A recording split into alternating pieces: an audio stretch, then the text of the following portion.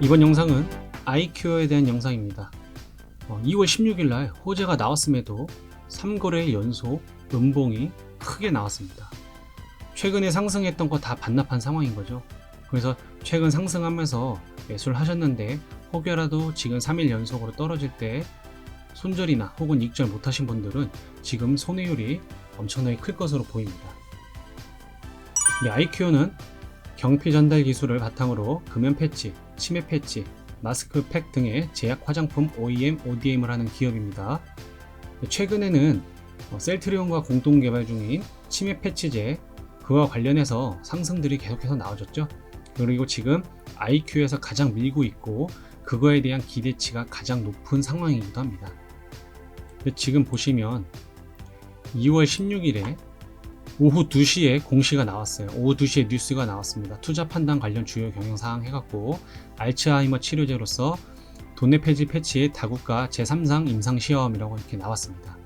자, 어떻게 보면은 굉장히 좋은 소식이죠. 이런 부분인데도 불구하고 주가가 하락을 합니다. 자, 그랬을 때 어떤 이유에서냐? 한번 읽어보겠습니다. 임상시험 약물이 의약품으로 최종 허가를 받을 확률은 통계적으로 약 10% 수준으로 알려져 있습니다. 임상시험 및 품목 허가 과정에서 기대에 상응하지 못하는 결과가 나올 수 있으며 이에 따라 당사가 상업화 계획을 변경하거나 포기할 수도 있는 가능성도 상존합니다. 투자자는 수시 공시 및 사업보고서 등을 통해 공시된 투자 위험을 종합적으로 고려하여 신중히 투자하시기 바랍니다. 라고 나옵니다. 그래서 어쨌든 임상 3상 시험이 종료가 된 거예요. 성공적으로. 그러면서 이렇게 투자 유의사항에 대해서도 어떻게 보면 되게 솔직하게 말을 한 거죠. 나중에 이게 좀 잘못될 수도 있다라는 거를. 그거로 인해서 이게 실망 매물이 나온 건지는 모르겠습니다. 하지만 지금 재료 소멸과 같은 정도로의 하락률이 지금 나오고 있는 상황이에요. 자, 그래서 요거를 조금 좀 뒤로 한번 돌아가 보도록 하겠습니다.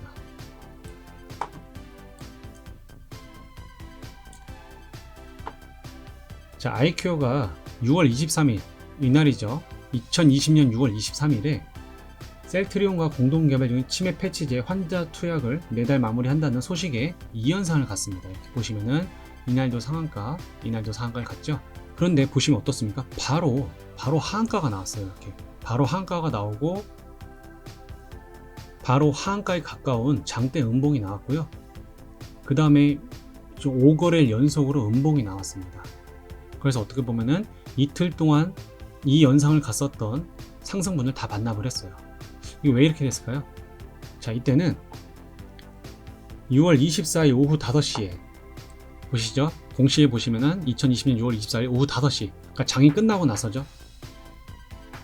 이렇게 상한가에 들어갔는데 장이 끝나고 나서 전환 청구권 행사 공시가 나옵니다. 그래서 보시면 어때요? 54만 6천 주예요. 전체 발행 주식 수의 8.26%에 해당합니다. 굉장히 많은 수량이에요. 그래서 상장 예정일이 6월 30일에 2건이 있고 나머지들이 7월 10일에 추가적으로 이렇게 주식이 풀리는 거예요. 전환 가액이 3만원, 29,000원 이렇게 보이시죠? 즉 지금 시세가 6만원대에 왔는데 이 전환 청구권으로 인해서 이 주식이 풀리게 되면 어때요? 이 3호 전환 사채나 이런 것들은 기준이 3만원이기 때문에 자기들은 5만원만 돼서 팔아도 2만원 이득인 거죠. 아무래도 이 물량이 시장에 나올 경우에는 어떻습니까?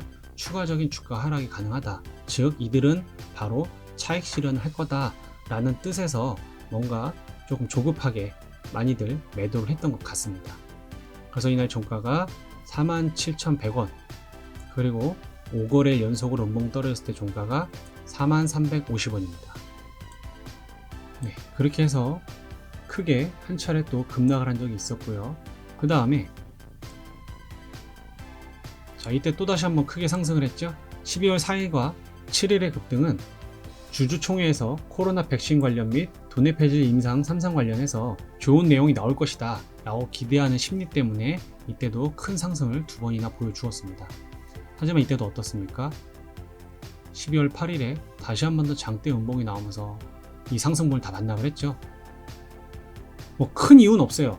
단지 흘러나온 내용으로 봤을 때는 구체적인 게 없다라는 거죠. 뭐 이게 지금 아이큐어 같은 경우가 이렇게 주가가 지속적으로 우상향을 보여준 것은 단순히 도내 폐질의 임상 3상 관련해서만 상승을 한 게 아니라 코로나 백신 관련해서 콜드 체인이라든지 이런 부분들까지 같이 엮이면서 추가적인 상승이 나왔던 겁니다. 그래서 그러한 부분들에 있어서 구체적인 사안이 주주총회에서 진행될 줄 알았는데 그게 안 된 거예요. 별다른 얘기가 없어요. 그러니까 사업적으로는 여러 가지를 하겠다라고 주주총회 때 내놓았지만 그러한 부분들이 구체적인 게 없는 겁니다. 그러니까 결과치가 없다라는 거죠. 그러니까 어때요? 기대감만으로 올랐다가 그 기대감이 실망으로 바뀌어서 크게 하락을 맞은 경우입니다. 자, 그런 다음에 다시 16일은 좀 상승을 하죠. 요거는 이제 아이큐가 콜드체인 계약을 체결했다 라는 내용들이 나오면서 이렇게 다시 한 번 더 급등을 합니다. 자, 이런 것들 여러분들 이렇게 특정적으로 상승한 날짜 찾아갔고요. 이렇게 공시에서 쳐보시면 나와요. 전체 뉴스 이렇게 보면은 12월 16일 자, 여기 보이시죠? 특징주 백신 운송 콜드체인 기업과 손잡은 아이큐 이런 식으로 여러분들이 특정한 날을 이렇게 기사 이렇게 달력으로 날짜를 찾아서 한 번 더 확인하실 수 있습니다. 자, 그런 다음에 지속적으로 별다른 움직임 없이 또 하락을 하고 우측으로 횡보를 합니다. 그러면서 이제 요 61선을 타고 올라가죠. 그런 다음에 이제 최근으로 돌아옵니다. 2월 9일에는 뭐 아이큐어에 관련된 소식이 전해진 것이 아니라 희귀질병 관련된 테마들이 동반 상승한 모습을 보여주었고요. 그 다음 날에는 이수 엣지스는 상한가를 가면서 연상을 갖고 아이큐어는 뭐 그거랑 상관없었으니까 큰 상승을 보여주진 않았어요. 하지만 2월 15일에 아무래도 먼저 정보를 입수한 곳이 있었는지 모르겠습니다만 이때 상승을 합니다. 먼저 상승을 우리가 8%는 했어요. 그런 다음에 이날 2월 16일에 셀트리온과 공동으로 개발한 알츠하이머 치매 치료용 도내 폐질 패치제의 글로벌 임상 3상에 성공했다는 그런 공시가 처음에 말씀드린 것처럼 나오면서 주가는 고점을 찍고 하락을 하게 됩니다. 이때 신기했던 거는요, 왜 하필 2시에 이 공시가 나왔을까입니다. 왜냐면 이날 아시겠지만 여러분 2월 16일에는 HLB랑 G3BNT가 허위 공시를 올렸다는 보도가 나오면서 제약주들이 바이오주들이 급락을 한 상황이었어요. 그리고 HLB에서는 오후 2시에 해명하는 영상을 올리겠다라고 했습니다. 그때 맞춰서 이 공시가 나왔다라는 게 사실 조금 왜 그랬을까라는 생각은 들어요. 물론 뭐 너무 제가 키워서 생각을 할 수도 있겠지만은 그냥 한번 한쪽으로 또 생각을 해본다라고 할 경우에는 왜 굳이 2시에 그 내용을 내놨을까? 자, 2월 16일 보시면 어떻습니까? 2시 보이시죠? 2시에 이렇게 임상 3상 성공했다라는 뉴스가 나옵니다. 뭐 정신이 없었겠죠, 사람들은. 그쵸? 그렇기 때문에 어떻습니까? HLB, G3MP 막 폭락하고 있죠. 거기다가 아이큐어는 갑자기 호재가 나왔죠. 그러니까 아무래도 투자 심리가 이쪽으로 많이 몰렸을 텐데 해필이면 왜 이때 이걸 내놨을까라는 생각이 좀 들어요. 자, 그래서 매매 동향 보시면 어떻습니까? 16일에는 개인들, 그리고 어제도 개인들이 계속해서 샀어요. 하지만 그 이틀 동안에는 외국인 매도했고요. 기관은 소량 매수, 소량 매도. 그리고 오늘은 어떻습니까? 개인들은 약간의 매도, 외국인과 기관이 약간 들어왔습니다. 자, 그러면 아이큐어 더 떨어질까요? 저는 이제 어느 정도 다 떨어졌다고 봅니다.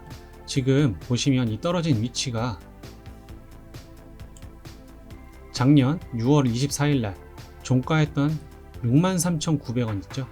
요 부근에서 종가를 하게 된 겁니다. 지금 어떻게 보면은 이 아이큐어와 셀트리온 진행하고 있는 도내 폐질의 임상 3상 관련된 소식이 크게 터졌을 때 첫 번째로 좀 크게 터졌을 때 요때의 종가에 맞춰서 오늘 하락을 했어요.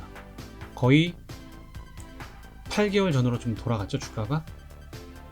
만에 하나 추가적으로 더 떨어진다라고 할 경우에는 이제 이런 부분 대략 한 6만원 부근이 되겠네요. 요 부근에서 지지를 해줄 것 같아요. 만에 하나라도 이런 부분까지 떨어질 경우 6만원까지 떨어질 경우 반등이 나오면은 1차적으로는 63,900원이 첫 번째 저항이 될 거고요. 만약에 63,900원까지 뚫어주게 되면은 대략 한 이런 7만원까지는 한번 올라가 볼 수 있을 것으로 보입니다.